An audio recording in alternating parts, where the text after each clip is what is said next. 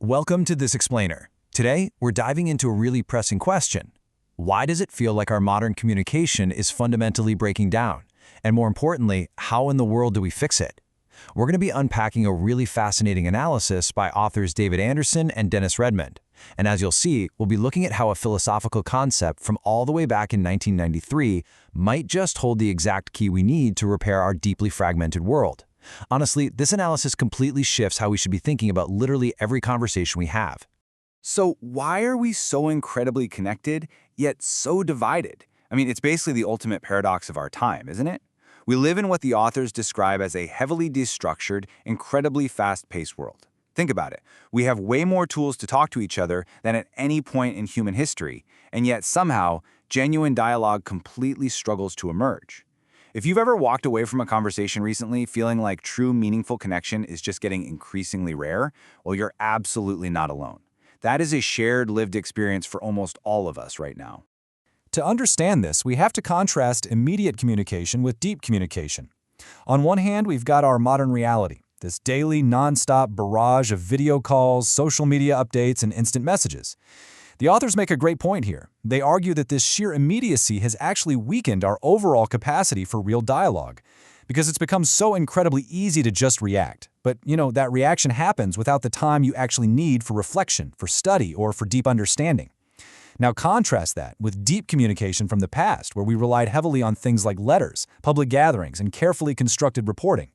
By shifting almost entirely to immediate communication, we've basically traded that deep reflection of the past for an illusion of reactionary connectivity. All right, Section 1, Invisible Conditions, Pre-dialogic Frameworks. To really figure out why our conversations are failing, we have to look way beneath the surface. We have to look at what happens before anyone even opens their mouth.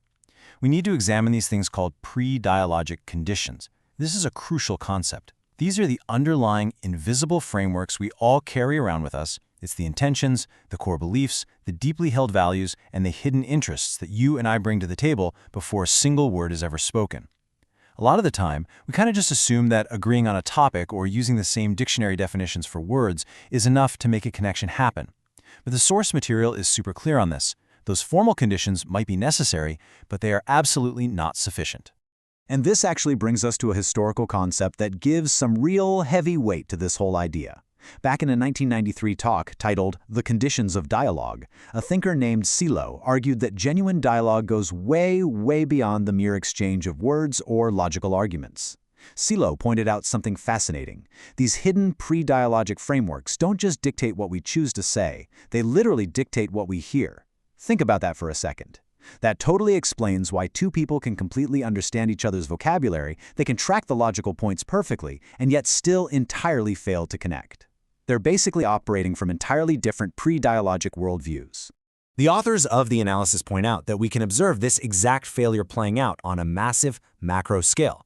When we look at geopolitical fragmentation, situations like Ukraine and Russia, Iran and Israel, Israel and Palestine, or China and the United States, we see international negotiations collapse time and time again.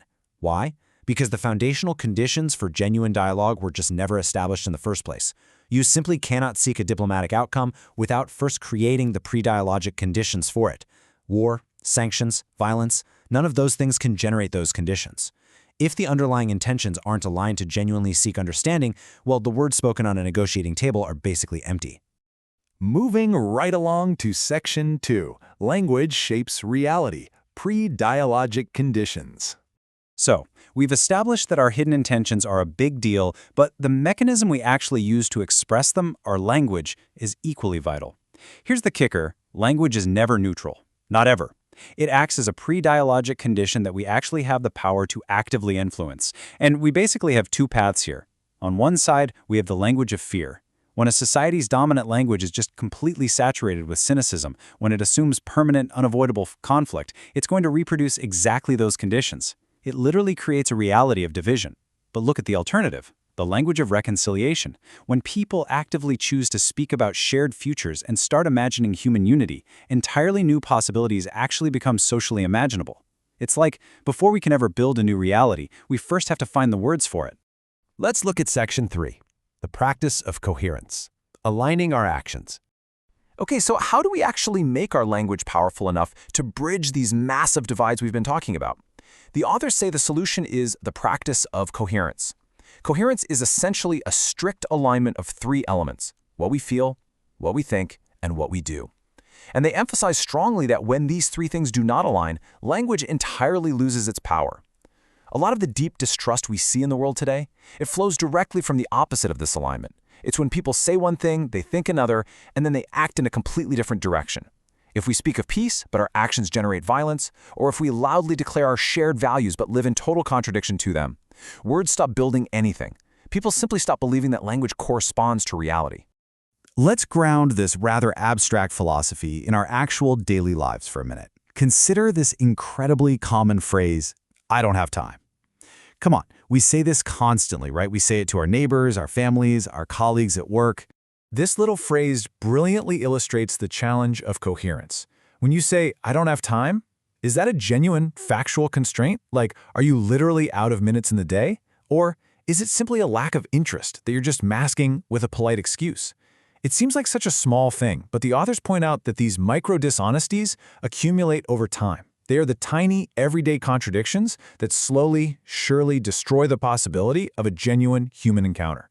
Coherence isn't just something you can proclaim on a grand stage. It has to be lived out in these exact, small, everyday interactions.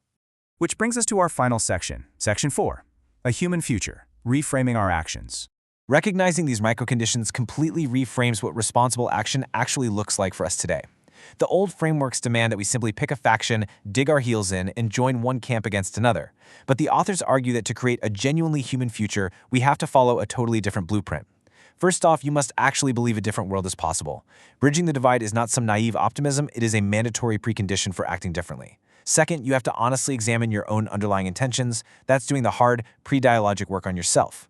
Third, stop reproducing divisions, even accidentally. And finally, don't just sit around waiting for the right conditions to miraculously appear. Become someone who actively builds the conditions for dialogue. Because without that groundwork, there is simply no path toward a civilization that actually deserves to be called human. So I want to leave you with this final, lingering thought. As you leave this explainer and go about the rest of your day, what hidden assumptions are you carrying into your very next conversation? Remember, true dialogue starts long, long before you ever speak. Take a moment to align what you feel, what you think, and what you do.